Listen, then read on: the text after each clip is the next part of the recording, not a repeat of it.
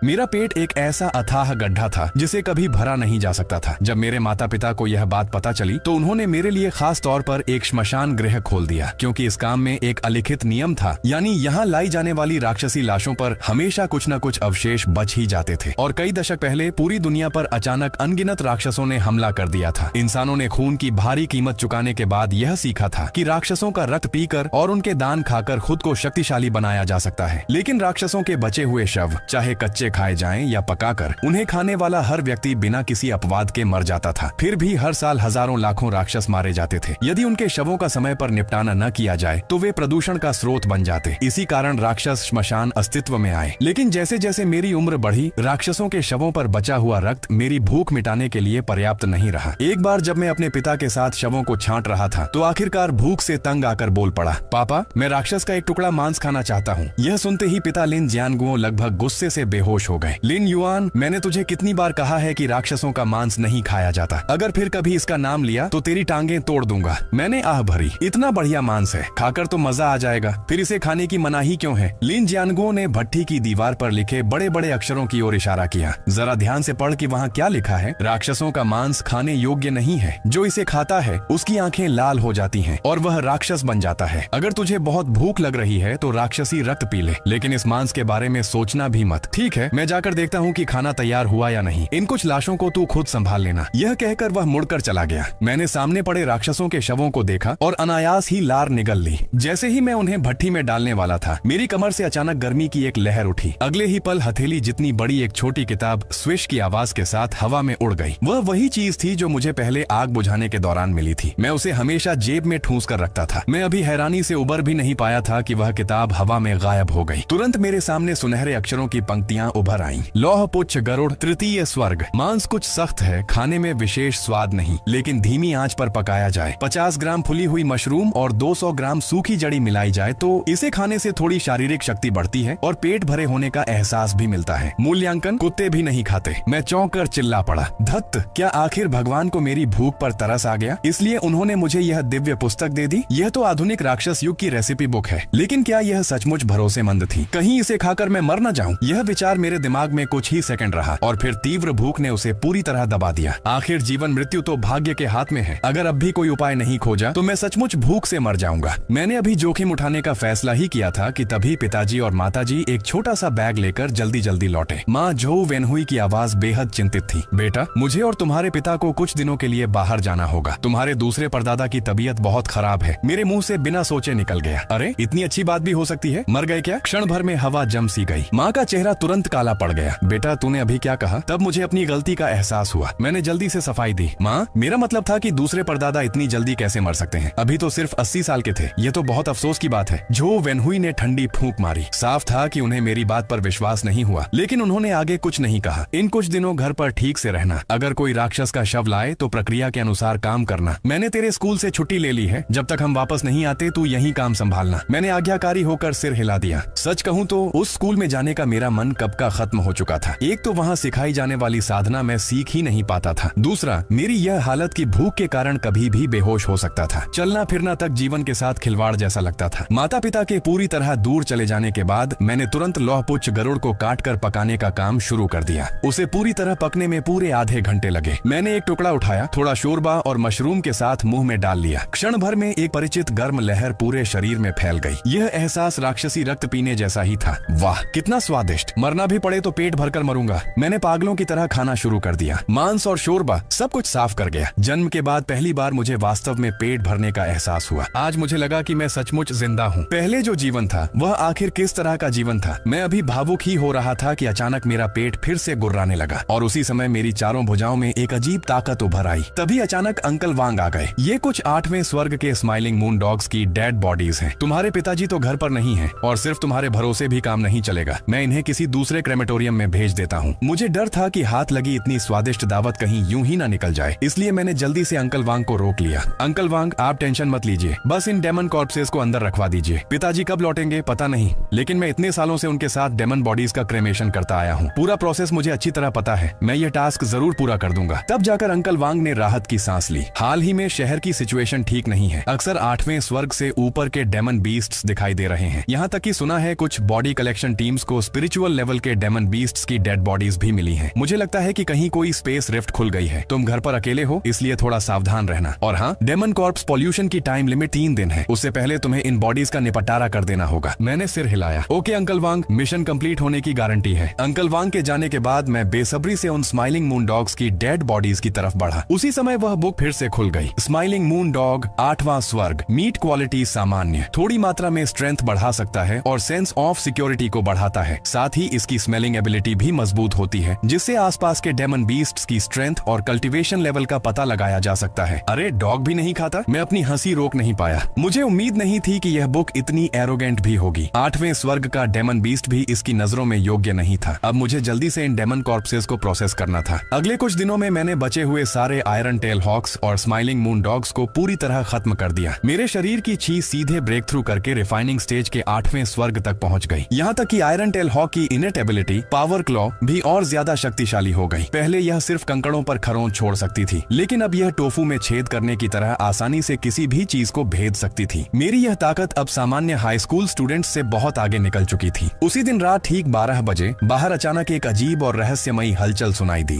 मैंने अपनी नाक से ध्यान से सूंघा और पाया कि दरवाजे के बाहर लगभग 5वें स्वर्ग की शक्ति वाला एक दानव जानवर मौजूद है। मुझे तुरंत कुछ दिन पहले अंकल वांग की बात याद आ गई। लगता है कि अंतरिक्षीय दरार सचमुच प्रकट हो चुकी है। मैंने झटके से दरवाजा खोला और बाहर वाले दानव को अपना शिकार बनाने का फैसला किया। मेरी वर्तमान शक्ति के साथ यह कोई कठिन काम नहीं था। मेरे सामने लगभग 1 मीटर 80 सेंटीमीटर लंबा एक विशाल चूहा खड़ा था, जिसकी आंखें रक्त लाल थीं। मैंने उसकी ओर उंगली हिलाई। इधर आ। विशाल चूहा क्रोध से पागल हो गया और मेरी ओर झपटा। मैंने शरीर की छी को सक्रिय किया। एक झटके में उसकी चोट से बच गया और फिर अपना दाहिना हाथ उठाकर उसकी पीठ पर पूरी ताकत से प्रहार किया। चपाक आवाज के साथ उसकी रीढ़ पर सीधे 5 उंगलियों के छेद बन गए। मैं धीरे धीरे उसकी लाश के पास पहुंचा। एक मामूली चूहा भी मेरे लिन युआन दादा को चुनौती देने की हिम्मत करता है? यही तुम्हारा अंजाम है। उसी समय मेरे सामने फिर वही पुस्तक के अक्षर उभरे। 8 भूमि चूहा, 5म स्वर्ग दानव। मांस अत्यंत खराब गुणवत्ता का है, खाने की सलाह नहीं दी जाती। लगता है हर दानव जानवर खाने योग्य नहीं होता, इसलिए मैंने उसकी लाश को भट्ठी में फेंक दिया ताकि देख सकूं कि उससे कोई दानव कोर निकाली जा सकती है या नहीं। आखिर यह चीज कुछ पैसे में बिक भी सकती थी। अंतरिक्षीय दरारों से निकलने वाले दानव आमतौर पर उस दरार के खतरे के स्तर का संकेत देते थे। अभी तक केवल 5वें और 6ठे स्वर्ग के दानव दिखाई दे रहे थे। इसका मतलब था कि यह दरार बहुत अधिक खतरनाक नहीं है। मेरी वर्तमान शक्ति से इसका सामना आसानी से किया जा सकता था। और मैंने यह भी सुना था कि कुछ लोगों को निम्न स्तर की दरारों से उच्च स्तर के खजाने मिले थे, जिनकी बदौलत वे रातों रात प्रतिभाशाली बन गए। यह तो लॉटरी जीतने से भी ज्यादा रोमांचक था। यह सोचते ही मैंने 8 भूमि चूहे की बची हुई गंध का पीछा करने का निर्णय लिया और अंतरिक्षीय दरार की तलाश शुरू कर दी। लगभग 1 किलोमीटर दूर मुझे चांदी जैसी चमक से दमकती एक अंतरिक्षीय दरार मिली। अंदर प्रवेश करने के बाद मैंने देखा कि वहाँ 2 रास्ते थे। मैंने फिर से हंसते चांद कुत्ते की घ्राण क्षमता का उपयोग किया। दाहिने रास्ते पर कोई खतरनाक आभा महसूस नहीं हुई, इसलिए मैं बिना हिचकिचाहट उसी ओर चल पड़ा। 5 मिनट बाद हजार बुद्ध पर्वत नामक एक मंदिर मेरी आंखों के सामने प्रकट हुआ। मैं हैरान रह गया। ये क्या मामला है? क्या मुझे राक्षसों से लड़ना नहीं था? तभी एक भिक्षु मुस्कुराते हुए बोला, आचार्य को पहले से पता था कि आप आएंगे। हजार बुद्ध पर्वत के चारों ओर एक गठन स्थापित है। जिस क्षण आप उसकी सीमा में प्रवेश किए, आचार्य को आपके आने का पता चल गया। कृपया अंदर आइए। उसने मुस्कुराते हुए मुझे अंदर आने का संकेत दिया, लेकिन जब वह मुस्कुराया मैंने देखा कि उसके दांतों में अब भी मांस के रेशे फंसे हुए थे। और इससे भी अधिक चिंताजनक बात यह थी कि मुझे उसके शरीर से तीखी रक्त की गंध आ रही थी। इस हजार बुद्ध पर्वत में कुछ गड़बड़ थी। यदि वे गठन स्थापित कर सकते हैं तो उनकी शक्ति निश्चित रूप से कम नहीं होगी। तो फिर वे केवल 5वें स्वर्ग के दानवों के कारण यहाँ कैसे फंसे हुए हैं? और एक भिक्षु के मुंह में मांस के रेशे होना क्या दर्शाता है? व्रत ओढ़ना तो एक कारण हो सकता है, लेकिन दूसरा प्रश्न था, ये मांस आया कहाँ से? हालांकि मैंने अधिक विचार नहीं किया, चूंकि यहाँ तक आ ही गया था, अब पीछे हटने का कोई अर्थ नहीं था। मैं उस भिक्षु जिंगशिन के पीछे पीछे एक भोजन कक्ष तक पहुंचा। जिंगशिन ने विनम्रता से कहा, आचार्य ने कहा है कि अतिथि देवता समान होता है। आप सांसारिक व्यक्ति हैं, इसलिए मैंने विशेष रूप से एक जंगली मुर्गी पकड़वाई और आपके लिए गर्म सूप बनवाया है। कुछ देर बाद एक भिक्षु सूप का कटोरा लेकर आया, लेकिन जैसे ही मैंने कटोरे के भीतर के मांस को देखा मैं स्तब्ध रह गया। यह तो स्पष्ट रूप से लौहपुच्छ गरुड़ का मांस था। ये नकली भिक्षु आखिर कब से दानवों का मांस खा रहे थे? उनके पास तो मेरी तरह कोई विशेष शक्ति भी नहीं थी। बहुत अधिक खाने पर वे राक्षस बन जाएंगे, तब पूरा मंदिर नरक में बदल जाएगा। और मेरे सामने बैठा जिंगशिन कम से कम 9वें स्वर्ग की शक्ति रखता था। आचार्य और अन्य भिक्षुओं की शक्ति निश्चित रूप से उससे भी अधिक होगी। मैं वास्तव में बहुत लापरवाह था। जब जिंगशिन ने देखा कि मैं खाना शुरू नहीं कर रहा हूँ तो उसने पूछा, दाता आप खा क्यों नहीं रहे? क्या भोजन आपकी पसंद का नहीं है? मैंने तुरंत बहाना बनाया, नहीं ऐसा नहीं है, मैं बस सोच रहा था कि आप सब भिक्षु हैं, मांसाहार पकाना तो आप आपको आता नहीं होगा। रसोई कहाँ है? मैं आपको अपना हुनर दिखाता हूँ, लेकिन यह एक गुप्त विधि है, इसलिए मुझे इसे अकेले तैयार करना होगा। जिंगशिन ने कुछ क्षण सोचा और फिर सहमति दे दी। मैंने पहले की तरह लौह पुच्छ गरुड़ को पकाया और जल्द ही एक सुगंधित मांस का सूप तैयार कर लिया। इस तरह 3 दिन बीत गए। जिंगशिन हर दिन मेरे लिए लौह पुच्छ गरुड़ लाता रहा और मैं भी इस अवसर का भरपूर लाभ उठाता रहा। मैंने न केवल गरुड़ दृष्टि क्षमता जागृत कर ली, जिससे गतिशील वस्तुओं को देखने की शक्ति बहुत बढ़ गई, बल्कि मेरी साधना भी सीधे आध्यात्मिक क्षेत्र तक पहुंच गई। मैं स्पष्ट रूप से महसूस कर सकता था कि आध्यात्मिक क्षेत्र इस पूरे आयाम की शक्ति सीमा थी। इसलिए चाहे जिंगशिन और उसके साथी कुछ भी योजना बना रहे हों, अब मेरे पास उससे निपटने की क्षमता थी। उधर आचार्य के ध्यान कक्ष में जिंगशिन घुटनों के बल बैठा हुआ था। आचार्य, मैंने अपनी आंखों से उसे दानवों के शव खाते देखा है, लेकिन किसी कारण से उसमें दानवीकरण का कोई संकेत नहीं है। आचार्य ने अचानक उसका गला पकड़ लिया। असंभव। हमारे 1000 बुद्ध पर्वत की गुप्त विधि के बिना दानवीकरण का प्रतिरोध करना असंभव है। क्या तुम मुझसे झूठ बोल रहे हो? जिंगशिन घबरा कर बोला। आचार्य, मैं सच कह रहा हूँ, मैं कभी झूठ बोलने की हिम्मत नहीं करूंगा। यह सुनकर आचार्य ने धीरे धीरे उसका गला छोड़ दिया। ठीक है, कल से यह मामला मैं स्वयं संभालूंगा। अब तुम जा सकते हो। अगली सुबह जिंगशिन फिर बनावटी मुस्कान के साथ भोजन लेकर आया। दाता, हाल ही में मंदिर में जंगली मुर्गियां कम हो गई हैं, इसलिए आज आपको केवल साधारण भोजन से काम चलाना पड़ेगा। मैंने अफसोस जताने का नाटक किया। अरे, ये तो सचमुच दुर्भाग्य की बात है। लेकिन छोटे गुरु जिंगशिन, मैं यहाँ काफी लंबे समय से ठहरा हुआ हूँ। आप सबको लगातार कष्ट देना भी अच्छा नहीं लगता। मैंने तय किया है कि कल अपने घर लौट जाऊंगा। यह सुनते ही जिंगशिन घबरा गया। दाता, क्या यहाँ रहते हुए आपको कोई असुविधा हुई है? मैंने सिर हिलाया। नहीं, यहाँ भोजन भी अच्छा है, वातावरण भी सुंदर है। बाहर दानवों के आतंक की तुलना में यह तो किसी स्वर्गलोक जैसा है। जिंगशिन ने दोनों हाथ जोड़ लिए। यदि दाता को यह स्थान पसंद है तो क्यों न आप यहीं 1000 बुद्ध पर्वत में रह जाएं। यद्यपि हमारा संप्रदाय अब पहले जैसा नहीं रहा, फिर भी हमारे पास अनेक अद्वितीय गुप्त कलाएं हैं। यदि आप रहना चाहें तो ग्रंथागार में जाकर एक गुप्त कला चुन सकते हैं। गुप्त कला शब्द सुनते ही मेरी आंखें लगभग बाहर निकल आईं। कौन जाने, शायद मुझे सचमुच यहाँ कोई अनमोल खजाना मिल जाए। ये सोचते ही मैंने तुरंत उत्तर देना शुरू किया। मैं तुरंत मान गया। जिंगशिन के मार्गदर्शन में मैं तिब्बत स्वर्ण मंडप, छिपे ग्रंथों का भवन पहुंचा। लेकिन जैसे ही मैंने अंदर कदम रखा, मुझे एक बेहद गहरी सुगंध महसूस हुई। जिज्ञासावश मैं उस खुशबू का पीछा करने लगा। आखिरकार एक गुप्त मार्ग में मुझे एक बर्फीला क्रिस्टल ताबूत मिला। उसके भीतर लाल वस्त्र पहने एक स्त्री का शव रखा था। उस स्त्री ने घूंघट पहन रखा था और उसकी आंख के कोने पर एक चमकीला लाल तिल था। मैं अभी उलझन में ही था कि ताबूत के भीतर से एक ठंडी और भयावह आवाज सुनाई दी। जल्दी उस क्रिस्टल ताबूत पर बनी सुनहरी मोहर मिटा दो, मुझे बाहर निकालो। मैं स्वाभाविक रूप से वहां से भागना चाहता था, लेकिन मेरा शरीर मानो मेरे नियंत्रण में ही नहीं रहा। मैंने अनजाने में जाकर उस सुनहरी मोहर को मिटा दिया और उसी क्षण मैं पूरी तरह बेहोश हो गया। जब दोबारा मेरी आंख खुली तो मैंने खुद को फिर से ध्यान कक्ष में पाया। मैं पद्मासन लगाकर बैठ गया और धीरे धीरे अपने भीतर की आध्यात्मिक ऊर्जा चलाने लगा। उसी समय दरवाजे पर ठक ठक की आवाज आई। मैंने उठकर दरवाजा खोला।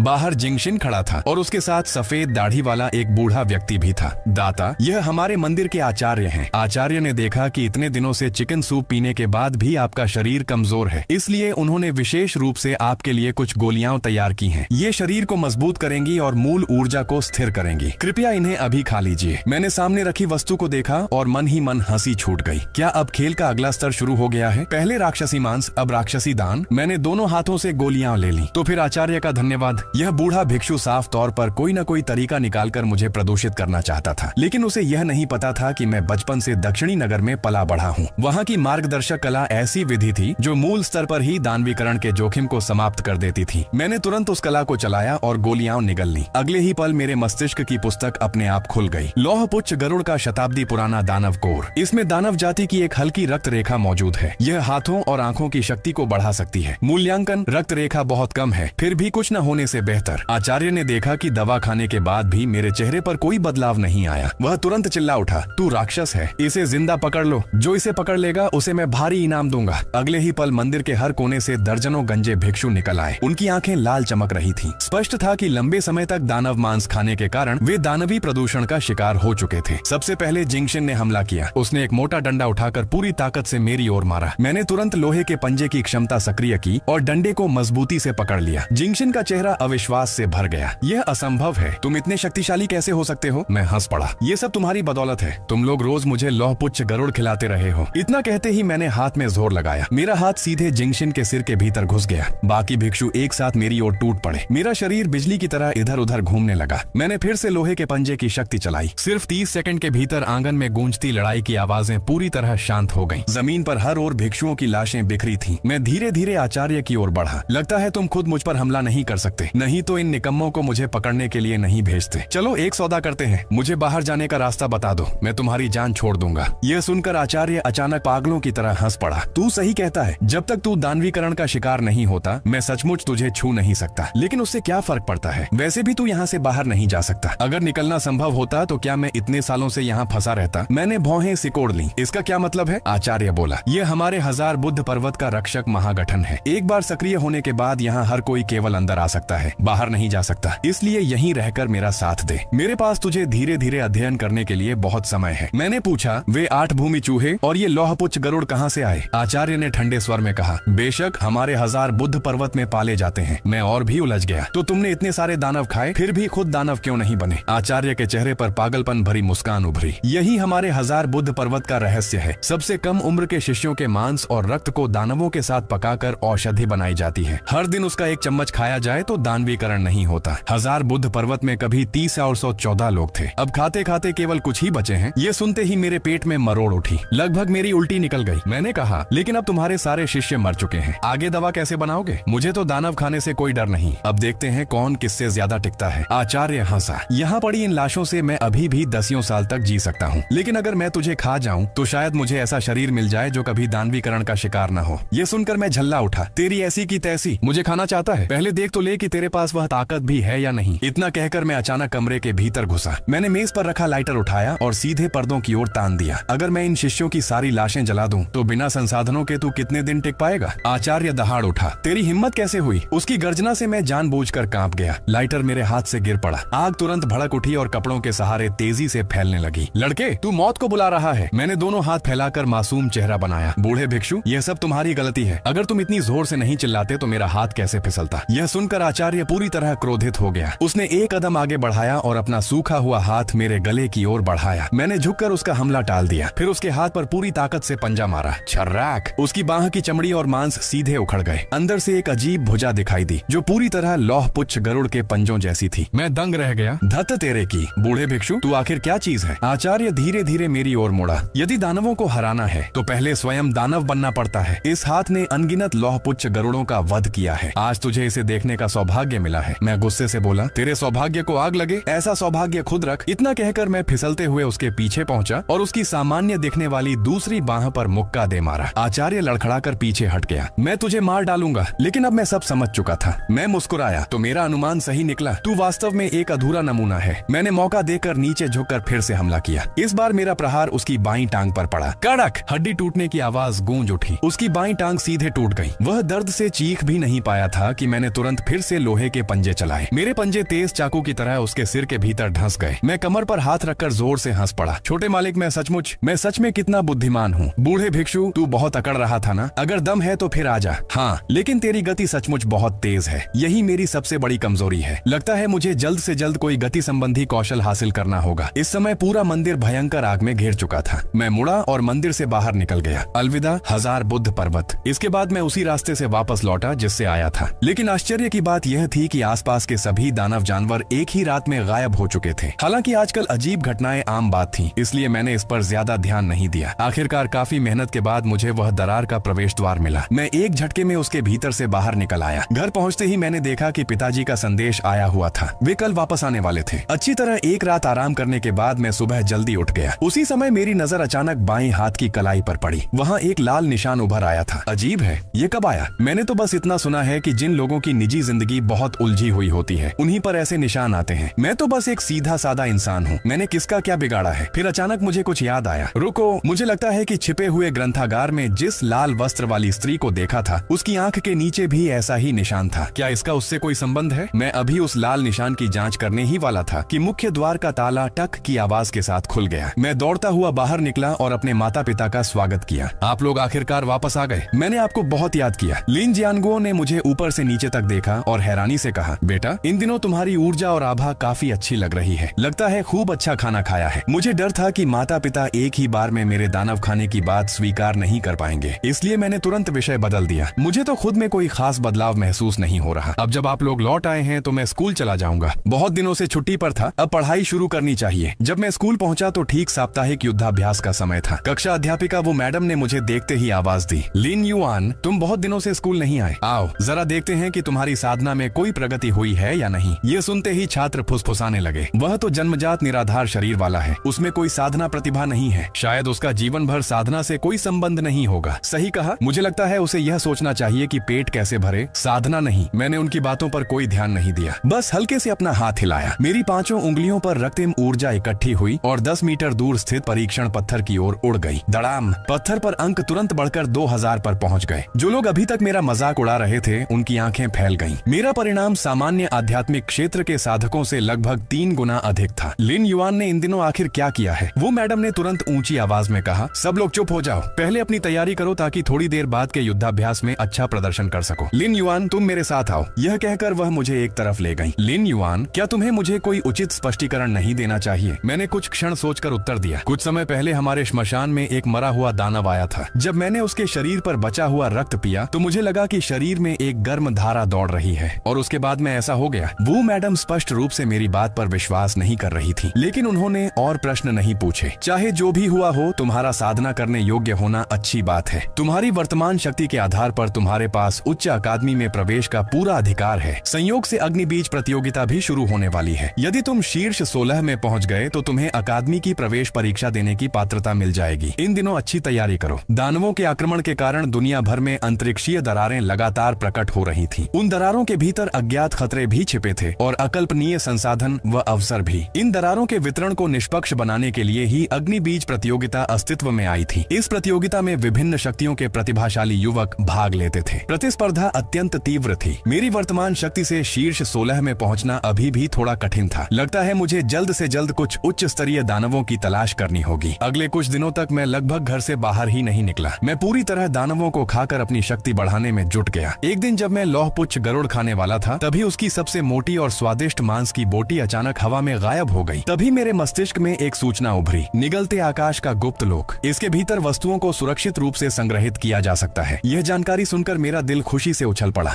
वाह, लगता है भगवान सचमुच मुझ पर मेहरबान है। अब जब मेरे पास निगलते आकाश का यह गुप्त लोक है तो आगे से मुझे खाना छिपाकर खाने की जरूरत नहीं पड़ेगी। लेकिन समस्या यह थी, मैं इसके भीतर प्रवेश कैसे करूं? जब मैं इसी सोच में डूबा हुआ था, मेरा हाथ अनजाने में कलाई पर बने लाल निशान से टकरा गया। अगले ही पल मेरे आसपास का दृश्य बदल गया। जब मैंने दोबारा आंखें खोली तो पाया कि मैं फिर से 1000 बुद्ध पर्वत में खड़ा हूँ। बस अब वहाँ सब कुछ आग में जल चुका था। उसी क्षण मुझे समझ आ गया, यह लाल निशान ही उस गुप्त लोक में आने जाने की चाबी था। ये सोचकर मेरा मन हुआ कि खुद को 2 थप्पड़ मारूं। लिन युआन, तेरे हाथ सचमुच बहुत फालतू हैं। अगर पहले पता होता कि यह सब मेरी निजी संपत्ति बनने वाला है तो मैं इसे जलाता ही क्यों? लेकिन दुनिया में पछतावे की कोई दवा नहीं होती। अब मुझे अपने कर्मों का परिणाम स्वयं ही भुगतना था। मैं याददाश्त के सहारे रसोई तक पहुंचा। वहां मुझे कई कटोरे और बर्तन मिले। फिर मैंने नुस्खे के अनुसार मांस पकाना शुरू किया। दिन रात लौहपुच्छ गरुड़ का मांस खाने की बदौलत मेरी साधना सफलता पूर्वक शून्य सीमा चरण तक पहुंच गई और लोहे के पंजे की कला भी पूर्णता स्तर तक पहुंच गई। सख्ती से कहें तो कौशल साधना के कई स्तर होते हैं। प्रवेश, लघु सिद्धि, महान सिद्धि, पूर्णता। इसके ऊपर गुरु स्तर की अवस्था होती है। हर स्तर की शक्ति में जमीन आसमान का अंतर होता है। उदाहरण के लिए मेरी पूर्णता स्तर की लोहे के पंजे की कला अब एक विशाल रक्तिम ऊर्जा हाथ का रूप ले सकती थी, जिससे दूर बैठे शत्रु को भी मारा जा सकता था। समय तेजी से बीत गया और अग्निबीज प्रतियोगिता की परीक्षा का दिन आ पहुंचा। पहला परीक्षण एक विशाल अंतरिक्षीय दरार के सामने आयोजित होना था। मैं अभी पहुंचा ही था कि पीछे से एक व्यंग्यपूर्ण आवाज सुनाई दी। लिन युआन, सचमुच दुनिया बहुत छोटी है। मैंने पीछे मुड़कर देखा। मेरा पुराना प्रतिद्वंद्वी गु चियानयुए मेरी ओर आ रहा था। मैं मुस्कुराया। गु साहब, मुझे तो हैरानी है कि तुम्हें भी अग्निबीज प्रतियोगिता में भाग लेने की योग्यता मिल गई। यह प्रवेश पत्र कहीं खरीद कर तो नहीं लाए? यह सुनते ही गु चियानयुए का चेहरा अंधेरा पड़ गया। एक हारा हुआ व्यक्ति ऐसी बातें करने के योग्य नहीं है। परीक्षा शुरू होने ही वाली है। मैं तुम्हें दिखाऊंगा कि ताकत का असली अंतर क्या होता है। मैं हंस पड़ा। गु साहब, इतनी बड़ी बड़ी बातें मत करो, कहीं बाद में खुद ही शर्मिंदा न होना पड़े। उसी समय संचालक मंच पर आया और ऊंची आवाज में नियम घोषित करने लगा। सभी विद्यार्थियों कृपया ध्यान दें। परीक्षा समिति आप सभी को, प्रत्येक प्रतिभागी को एक मोटरसाइकिल दी जाएगी। आप लोगों को एक दिन के भीतर अकेले दानव जानवरों का शिकार करना होगा। दानवों के दानव कोर ही आपके अंकों का प्रमाण होंगे। ध्यान रहे, यहाँ आध्यात्मिक क्षेत्र से नीचे का कोई भी दानव नहीं है। इसलिए यदि अभी कोई प्रतियोगिता छोड़ना चाहता है तो अभी भी समय है। इतना कहकर आयोजक चला गया। पीछे केवल एक दूसरे को देखते हुए प्रतिभाशाली प्रतिभागियों का समूह रह गया। मुझे तनिक भी हिचकिचाहट नहीं हुई। मैंने तुरंत मोटरसाइकिल का एक्सेलरेटर घुमाया और दरार के भीतर घुस गया। दरार के दूसरी ओर एक विशाल बंजर मैदान फैला हुआ था। बीच से एक पतली धारा धीरे धीरे बह रही थी। मैंने तुरंत हंसते चांद कुत्ते की घ्राण क्षमता सक्रिय की। जल्द ही मुझे पता चला कि थोड़ी दूर झाड़ियों के बीच लगभग 10 पीछा करने वाले पवन भेड़िए मौजूद हैं। मैं उनकी गंध का पीछा करते हुए सीधा वहां पहुंच गया। बाहरी दुनिया में पवन भेड़िए बहुत कम दिखाई देते थे। यदि उनके मांस का स्वाद न चखा जाए तो यह सचमुच प्रकृति का अपमान होगा। लेकिन परीक्षा समिति प्रतिभागियों के प्रदर्शन पर लगातार नजर रखने के लिए पूरे क्षेत्र में कैमरे लगा चुकी थी। मैं किसी भी कीमत पर दानव मांस खाने का अपना रहस्य उजागर नहीं कर सकता था, इसलिए मुझे कोई दूसरा उपाय ढूंढना था। कुछ देर सोचने के बाद मैंने जमीन से एक पत्थर उठाया और पूरी ताकत से झाड़ियों की ओर फेंक दिया। अगले ही पल एक क्रोधित भेड़िए की लंबी हुआ हुआ सुनाई दी। 3 मीटर लंबा एक पवन भेड़िया झाड़ियों से बाहर कूद पड़ा। मैं तुरंत झाड़ियों की ओर दौड़ पड़ा। इस भारी हलचल ने बाकी पवन भेड़ियों को भी चौंका दिया। एक एक कर काली परछाइयां बाहर निकल आईं और मुझे घूरने लगी। मैंने पीछे मुड़कर उन्हें उंगली से इशारा किया। पूरी तरह भड़क चुके पवन भेड़ियों का झुंड तुरंत मेरी ओर झपट पड़ा। यह देखकर मैंने मोटरसाइकिल का एक्सेलरेटर पूरी तरह घुमा दिया। तेजी से भागते हुए मैं अपनी ग्रहण क्षमता की मदद से आसपास छिपे अन्य पवन भेड़ियों की स्थिति भी पहचानता रहा। जानबूझकर चक्कर काटते हुए मैंने लगभग 50 पवन भेड़ियों को अपने पीछे लगा लिया। फिर मैंने अचानक मोटरसाइकिल मोड़ी और परीक्षा क्षेत्र से बाहर मौजूद एक निगरानी अंधे क्षेत्र की ओर दौड़ पड़ा। अंधे क्षेत्र में पहुंचने के बाद मैंने धीरे धीरे गति कम कर दी, साथ ही अपने और भेड़ियों के बीच की दूरी भी घटाने लगा। जब सबसे आगे वाला पवन भेड़िया लगभग मुझ तक पहुंच गया, तब मैंने अपनी कलाई पर बने लाल निशान को छुआ। आओ मेरे छोटे दोस्तों, स्विश! अगले ही क्षण वह हवा में गायब हो गया। इस अचानक हुई घटना ने उसके पास मौजूद कई पवन भेड़ियों को स्तब्ध कर दिया। मैंने तुरंत अवसर का लाभ उठाया। कुछ ही क्षणों में पहली पंक्ति के 6 पवन भेड़ियों को निगलते आकाश के गुप्त लोक में कैद कर लिया। बाकी भेड़िए लंबे समय तक पीछा करने के कारण पहले ही काफी थक चुके थे। मैंने तुरंत मोटरसाइकिल रोक दी और उन पर हमला बोल दिया। अपने हाथों से एक एक करके सभी बचे हुए पवन भेड़ियों की खोपड़ियां कुचल दी। युद्ध समाप्त करने के बाद मैं झटके से निगलते आकाश के गुप्त लोक में प्रवेश कर गया और भेड़ियों के मांस को संसाधित करने लगा। पवन भेड़िया लगभग 300 किलोग्राम वजन। मांस कुछ सख्त है। हड्डियों से सूप बनाया जा सकता है जो थोड़ी मात्रा में ची की शक्ति बढ़ाता है। मांस न केवल थोड़ी तृप्ति प्रदान करता है बल्कि शरीर की क्षमताओं में लगभग 30% वृद्धि भी करता है। मूल्यांकन: निगलने में कठिन, लेकिन अगर बहुत भूख लगी हो तो थोड़ा खाया जा सकता है। टिप्पणी अब भी उतनी ही घमंडी थी, लेकिन पहले वाले कुत्ते भी नहीं खाते वाले मूल्यांकन की तुलना में यह काफी बेहतर था। इसी दौरान आकाश धीरे धीरे अंधेरा होने लगा और रात के समय का खतरा स्तर दिन की तुलना में 3 गुना अधिक था।